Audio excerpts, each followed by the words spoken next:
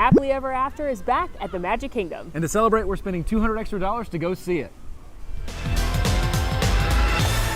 Hey there, man fam. The fireworks show Happily Ever After has returned this week to the Magic Kingdom, and it's our first time seeing it since its return. And as Alan hinted at, we did book a fireworks dessert party inside Magic Kingdom. So we have spent $100 extra each to have reserved viewing as well as some desserts and drinks. So I'm excited to see what that looks like and share that with you. Not only that, we took our own advice and are eating dinner outside the Magic Kingdom as well. Can you guess where? It's very hard.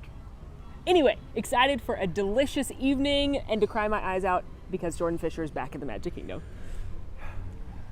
Let's go. It's gonna be so good. Just in case it wasn't obvious, we are eating dinner tonight at the Grand Floridian. One of the best pieces of advice that we often give to folks is to not eat dinner inside Magic Kingdom. For starters, the Magic Kingdom dining isn't the best on property. And second of all, as much as we all know and love the Magic Kingdom, it gets hot, it gets crowded, and sometimes it's nice to step away into a lovely resort and luxuriate a little bit over a nice meal.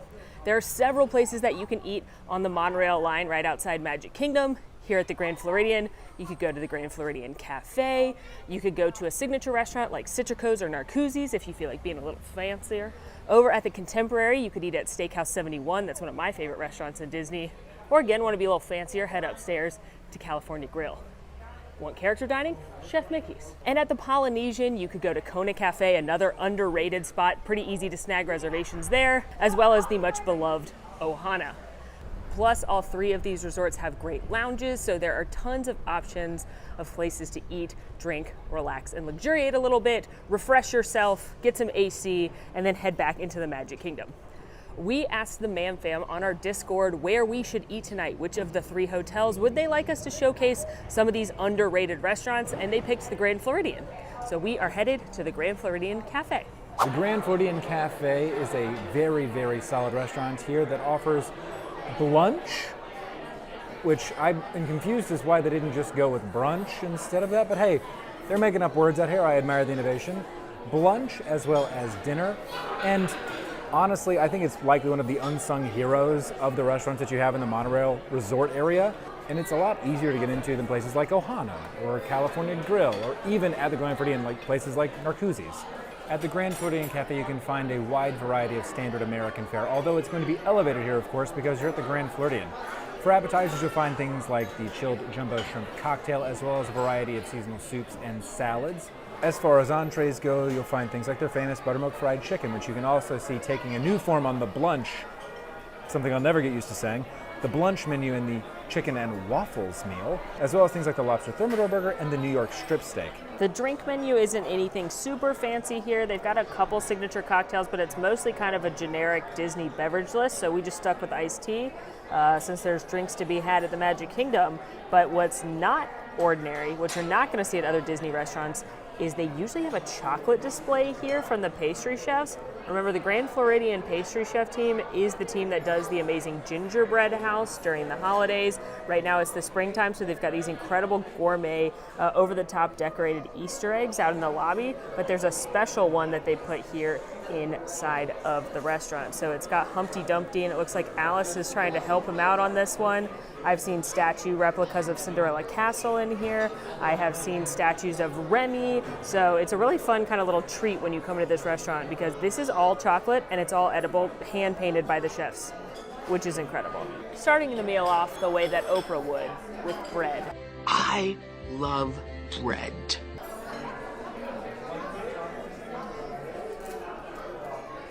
It's a pretty standard dinner roll. It's very soft. It's a little bit sweet, nice whipped butter. Definitely nothing exceptional, but not a bad way to start the meal. Our salads have arrived. This is the heirloom apple salad with organic baby lettuce, heirloom apples, sharp cheddar, pecan brittle, and crispy prosciutto with a honey apple vinaigrette. This sounds like a stellar combination of sweet and salty. Let's try to get everything in one bite, which now that I see the size of the lettuce is going to be difficult, or messy, or both.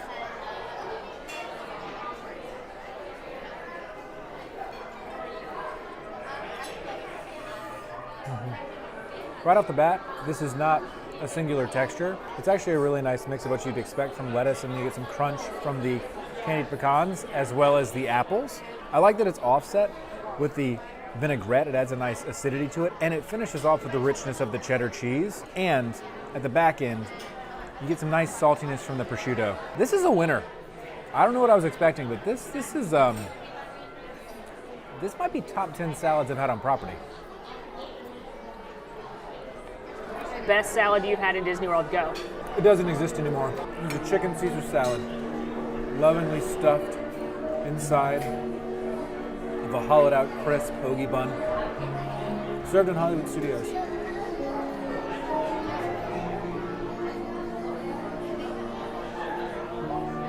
Well, I was gonna say the Cobb salad from the Brown Derby, but now I'm sad.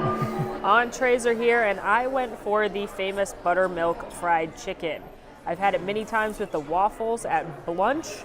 I agree, that's a crazy word, but I've never actually had the dinner version. So this is hand-breaded chicken breast, so it's not like KFC fried chicken where it's gonna have bones in it. It's a chicken breast, and then it comes with loaded smashed potatoes and a warm bacon vinaigrette on top. Oh yeah.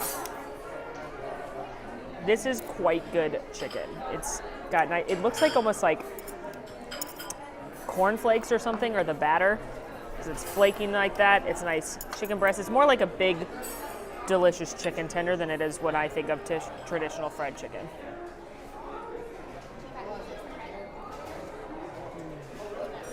That is awesome. The bacon vinaigrette is providing a little bit of acidity, which is nice to break up the richness from the batter as well as the potatoes. The potatoes are nice and creamy and dreamy, which they were a little bit cheesier, but this is a really good dish. Huge portion too, as you can see, so definitely shareable items here at the Grand Floridian Cafe. I picked up the shrimp and grits. This is jumbo shrimp with chorizo and fennel served on top of a creamy mascarpone cheese grit. Ooh. My southern heart is palpitating. Get out of there. Nope.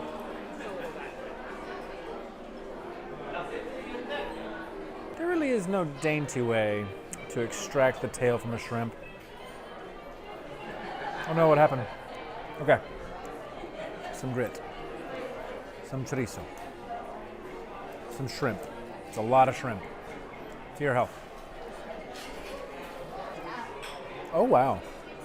Okay, first things first. Oftentimes with shrimp and grits, the problem is it is over salted. You do not have that issue here at all.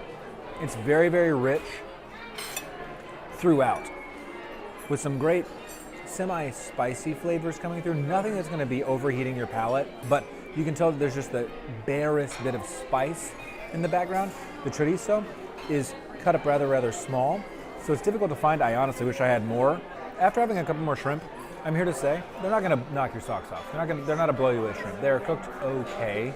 They have some flavor to them, but unfortunately for me, it's a little bit more fishy than I would want. But the grits are stealing the show here. I'm in a good place. Well, that was just lovely. Grand Floridian Cafe is never going to be the best meal of your vacation, I feel like, but it's always solid. I never walk away disappointed. I know I'm going to have a good, solid meal there, feel rejuvenated and ready to head back to the park. Yeah, you're right. I mean, I'm not overwhelmed. I'm not underwhelmed. I'm whelmed. Can you ever just be whelmed? I think you can in Europe. Plus, I love just being in the Grand Floridian, especially now that you've got the piano player in the lobby, the Easter eggs. It's just a beautiful resort, and it's nice to step over here for a little bit, even if you're not staying. Also, I feel so fancy. We are very fancy, but now we are taking our fancy selves to the Magic Kingdom. Less fancy. We are taking the monorail to the Magic Kingdom because the walkway that we would normally take is closed right now. They're doing lots of refurbishments at the Grand Floridian, and so the walkway's been impacted, but there is still the monorail or the boats if you'd like to get over there.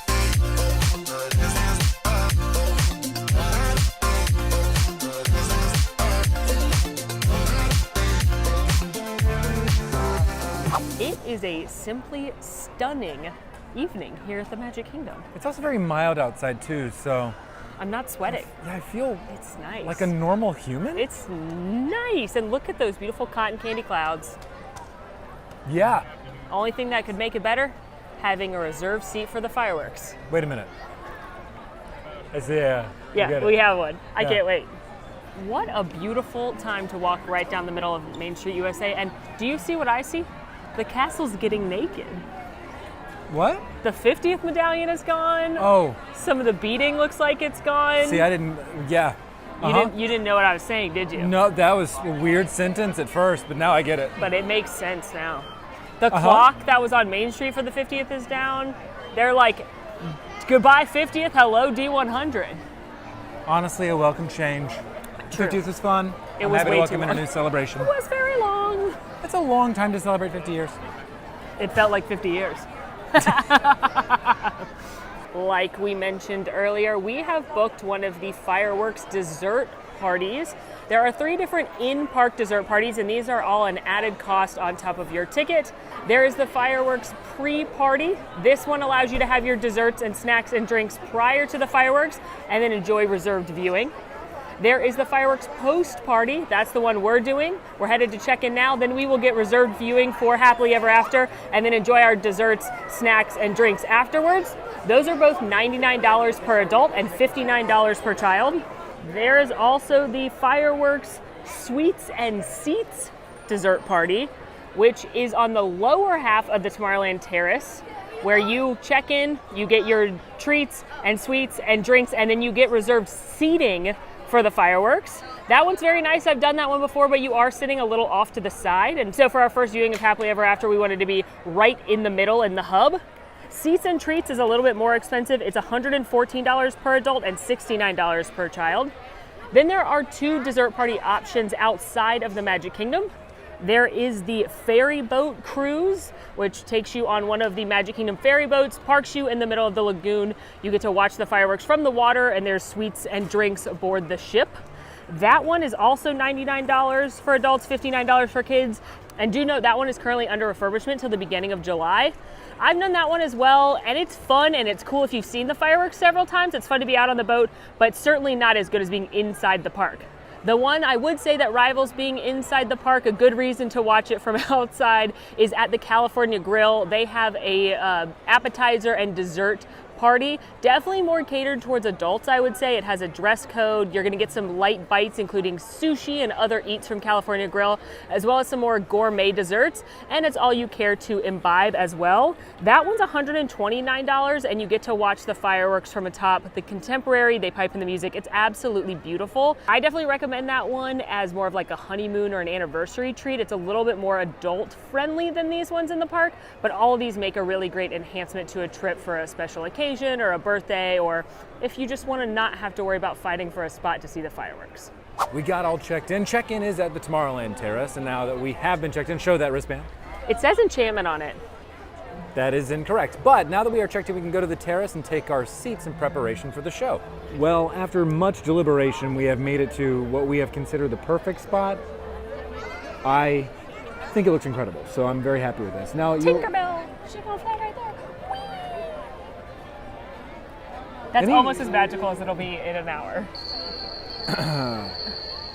As you'll see, there are a number of individuals here already, and we have checked in an hour before the fireworks. So people start showing up early, and we recommend you do the same if you want to find the perfect spot like we did.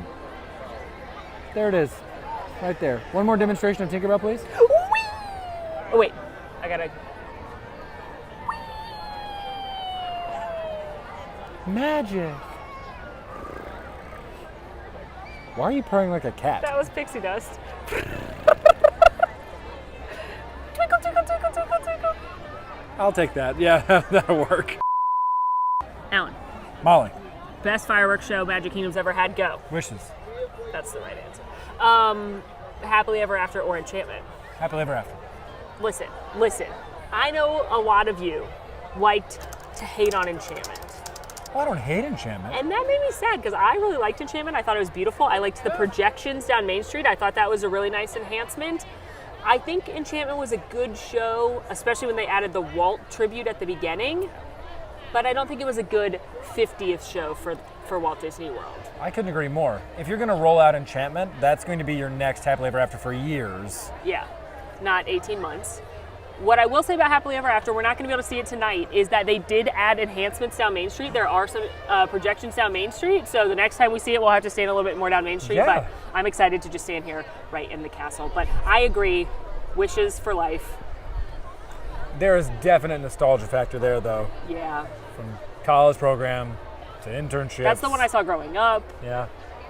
Oh, she was around a while. She was long. Yeah. The other best fireworks show that I ever saw here in Walt Disney World's Magic Kingdom was the Summer Night-tastic fireworks, where they had the Pirates of the Caribbean score and they made it look like they were bombing and blowing up the castle. Then it became the Pirates and Princesses situation. And they had a whole make it pink, make it blue scene with the good fairies. I really liked that show too. But share your favorite fireworks show down in the comments. Are you Team Wishes, Happily Ever After, Enchantment, some other random fireworks? We'd love to know. Let us know. Be respectful, but let us know. Yeah. Also, I miss Queen Angela Bassett already. Status update. T-minus 15. They've asked everyone to stand and move forward. So what I've learned is I'm still standing on Main Street for an hour before the show. What? Oh, I'm just agreeing by looking You're around. checking around Main Street. I thought a proposal was happening. Doing some mathematics. But in a less crowded area than normal. That was the math. Less crowded, yeah. Yeah. Also, as just a friendly PSA, courtesy in the parks, I like to take my ears off when watching the fireworks or any show, just because, you know, everybody wants to see. Nobody wants to see my ears, as cute as they were. And so those are off my head right now. But we've got like 13 minutes left. Who's gonna cry more? Could be anyone. Anyone's game. That's true. In just 10 minutes, the Magic Kingdom invites you to enjoy our nighttime spectacular Happily Ever After, presented by Pandora Jewelry. Our journey begins in just 10 minutes. Thank you. Are you whimpering and it just announced the name? I was laughing because I love when they do the tagline, the sponsor sponsored, plug? especially when they do the announcements in another language. Like if they do a Spanish announcement, they do the whole thing in Spanish, but then they still go Pandora Jewelry in English, and it always makes me laugh. Presentada by Pandora Jewelry. Yeah. Another pro tip, before you join the corral, make sure you have a water, have gone to the bathroom, get a snack if you need one, because once you're in, you're in. Especially this close to showtime. Maybe when we got in here with 45 minutes to go, you would have been good, but we're 10 minutes away. You're not getting back to your family. They've abandoned you. They're gone forever. You don't have a family now. Find someone else that looks nice. They're your family now. I'm sure they're willing. It's Magic Kingdom, folks. You'll find a nice group. Find a family with matching t-shirts, even though you do not have their nation's colors, their crest. Their nation's They may colors? adopt you into their family. Do you know how nations work? Close enough. Close enough. Or find a ride you want to live in, because that is your home now. Swiss Family Treehouse is my recommendation. Spacious. An actual house. Yeah. Where would you live? Jungle Cruise. Nope. That's Pirates of the Caribbean. Literally the worst choice. is Pirates of the Jungle Caribbean. Cruise. I retracted and changed. Actually, Piratas del Caribe. The worst choice is Small World. The dolls they keep moving. I would say that. No. No. No. No. I'm going to the Carousel of Progress.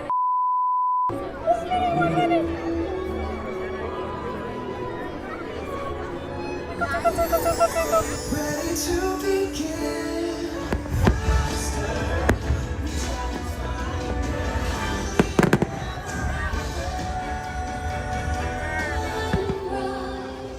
So make a wish and hold on tight.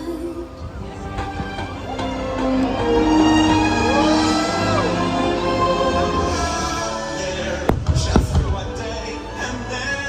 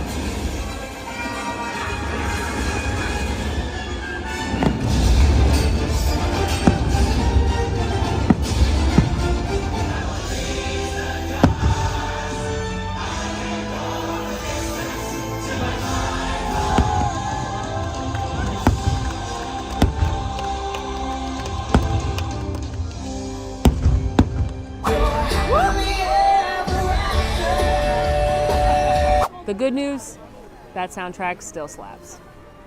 Always. That Jordan soundtrack is Fisher? awesome. Yeah.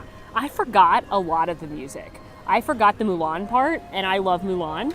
The mashup between The Lion King and Hercules. Oh, the Unwell. Remember Who You Are. Yes. Oh, I was Unwell. bawling in that part. I also forgot about the Lion King fight song before the Pirates, and I love the Pirates music. So I forgot a lot of that show. Such a good show. It really has a beautiful, beautiful score, and the images are lovely. And they did add a couple new elements. My biggest problem with Happily Ever After before was that it didn't have enough pyro. It didn't have enough fireworks in the skies compared to Wishes, and Enchantment had more fireworks than Happily Ever After. People get mad at me when I'd say it's a bigger show. They'd be like, no, it's not. I'm like, no, it literally is bigger and has more fireworks, but I think they added more fireworks. I think they absolutely did. Especially in the castle courtyard area, immediately behind the castle, there's a lot more illuminating the back of it too. There was one firework that went on when the Emperor says, Flower that blooms in adversity. yeah, there's this one firework. I think it's a new firework. It was like 4 different colors and it bloomed like a flower. It was beautiful. It was awesome. And that's a new firework because I remember that. The bad news. Tinkerbell didn't fly. It was a tad windy. It's pretty windy. I'm looking at a flag on Main Street right now and it's pretty blustery, and I'm not gonna lie, I'm bummed she didn't fly. It is sad. I mean, the show is still gorgeous, but that is an iconic moment. And that can happen. That can happen when you see the show. If it's raining or too windy, Tinkerbell may not be able to fly. She's just a tiny little pixie. With itty bitty She's pixie a little wings. pixie with little wings, and she can't fly. But besides that, the show's great. I'm glad it's back. It's a wonderful show. The music's awesome. Top to bottom, incredible. Welcome back, Jordan Fisher. We're happy to have you. We battled uphill, upstream, Yeah. through Like a two salmon. stampede of people, like Mufasa and Simba, but more successful. And, By the way, to be clear, the measurement of success there is death. well, we did that. We succeeded. And now we're in line to go into the post party. At the dessert party, there are a lot of beverages to choose from. For your hot beverages, you're going to have coffee, including decaf, as well as tea. There's a variety of adult beverages, including red and white wine, along with sparkling wine, as well as some beer selections. And then you have a variety of juices, including the famous Pog juice, some strawberry lemonade, as well as milk and tea for the young ones. There's also sparkling cider for those of you who would like to feel fancy, but don't want to consume alcohol. The majority of desserts are located on this long table in the middle of Tomorrowland Terrace, but you can choose either side to go to as they have the exact same items and then meet at the middle with the crepes. On the dessert table, you had a chocolate silk pie, a cookies and cream cheesecake mousse, a chilling chamber pop, which is a cake pop push-up, hand-dipped chocolate-covered strawberries, a devil's chocolate cake pudding, tres leches cupcakes, also butterscotch pudding with caramel corn on top, fresh fruit, chocolate and vanilla cake bites, and some different breads and cheeses if you'd like a savory bit. They've got Firehouse Donuts, which are ricotta donuts with a strawberry sauce to go with. And again, the dessert bars meet in the middle where the cast members were serving up caramel apple crepes. Also, over near the entrance to the bathrooms at Tomorrowland Terrace, you had a kids' dessert station. But of course, anyone can eat dessert from anywhere. You had chocolate chip cookies, sugar cookies, assorted party cupcakes, and these very cute dwarf cupcakes that certainly are not using leftover dwarf decals from the now extinct 50th ice cream cone featuring the 7 dwarfs. Plus, at this station, they had some different colored frostings and sprinkles, so if your kids want to add some sugar to their sugar, they can decorate their own cookies. Now to consume said treats. We both started off with a glass of wine. This was a red. This is a white. I jumped right into my favorite dessert, the chocolate-covered strawberry. I don't know what you want me to say other than it tastes like delicious chocolate and a strawberry. No notes. Next, the cookies and cream cheesecake mousse. Disney loves a mousse-based dessert. This was good. It tasted kind of like an Oreo, similar to the gray stuff, but you could tell it had that cream cheese cheesecake feel as well. It was fine. If you like Oreos, I think you'll like this. Then I jumped into the Tres Leches cupcake, which had the worst cupcake wrapper ever. I did not care for this, which I normally love Tres Leches because of the coconut flavor. The cupcake itself was moist and delicious, but there was so much of this whipped cream on top, it wasn't a win for me. And then, of course, I ate crackers and cheese because even though this is a dessert party and I already ate a full meal at the Grand Floridian, I'm never going to turn down cheese cubes. And you know what? They were delicious. I also tried a strawberry cupcake from the kids' table. The cake itself was very nice and moist with a hint of strawberry. The frosting was a little too artificial for me, but I think kids will enjoy it. And lastly, I decorated a sugar cookie with MC for Mammoth Club. Can't you tell? It tasted like a sugar cookie from a grocery store, but I mean that as a compliment. First up, I picked up the butterscotch pudding. It was okay. It wasn't sickly sweet, and that's about all it had going for it. I wouldn't go get it again, but the popcorn on top was a nice crunch. Next up, I became a culinary innovator when I took a chocolate-covered strawberry and shoved it inside of a cinnamon donut, and that is the second best thing I had all evening. It was a nice bit of fresh fruit flavor inside of a donut that was average. I also got grapes, and they tasted like grapes. But back to innovating. I also took a strawberry and dipped it inside of the cookies and cream mousse. Very, very good. 7 out of 10, would recommend. And on to the best thing I had all evening, the caramel apple crepe. The crumble on top, along with the way the apples were cooked, made it taste just like an apple pie, but it was light enough because it was in a crepe form. Easily the best thing. Okay, let's talk about the dessert party. Yeah, just wrapped up with the dessert party. It was lovely. I think having done these events before, I think they've really improved the desserts. I don't think anything's amazing, the best dessert you're gonna have in Disney World, although I do love a chocolate covered strawberry. But I feel like they stepped up and brought out some more unique offerings, and it's nice to just sit and have a nice treat and not gonna lie to you, it's nice to have a glass of wine and sit. It feels weird in the Magic Kingdom. Really weird. It feels very weird. See Cinderella Castle and have a glass of wine. A lot of people like to make a mimosa out of the champagne and all the juice juices. mimosas. You know, that's a genius idea that the cast members told us too late. But we did try it. I'm not gonna lie to you. We tried it on the way out. It was nice. It was really good. I would do that next time. I think I like the fact that we did the post-show eating, dining, feeding, mainly because it didn't feel rushed. Like, did we have to fight through a crowd to get there? Yes, but it wasn't anything like what we would have had to have done down Main Street. The transportation going to be significantly less crowded when we go now. Yeah. And I imagine if we had gone to the earlier seating, I would have felt rushed to try to eat as much as I possibly could to get my value, and then go and find a spot, knowing full well that the folks who had the post seating were going to have the best spots. Yeah, the post seating people all had the front half of the garden, and the pre-seating people all had the back half of the garden. So if you're gonna do one, if you're thinking of doing one of these two, I would agree wholeheartedly recommend the post seating. I do think the least stressful of all of them is the seats and sweets, sweets and seats, seats and treats. It rhymes. Treats and seats. Because that one you do not have to worry about going in through the crowd at all. You get a seat the entire time. What I will say, con of that one is your seat, which is assigned to you when you get there, very much could make or break it. I was lucky enough to sit right up against the railing, so I had an amazing view of the show. Granted, it is off to the side, so you're not getting a dead-on, amazing, perfect first look kind of view of it. But that one is nice because you get to like sit and enjoy your desserts and your drinks whilst the show is happening and not worry about trying to like fight on the crowd at all. So I like the dessert parties. I think they are definitely a fun way to enhance like a birthday or a special occasion. They can be expensive. $100 person adds up quick. And in all honesty, unless it's really, really busy, you can get a very good seat to see the fireworks and like a Dole Whip or a Mickey bar. Who doesn't love a Mickey's Premium? I love a Mickey's Premium.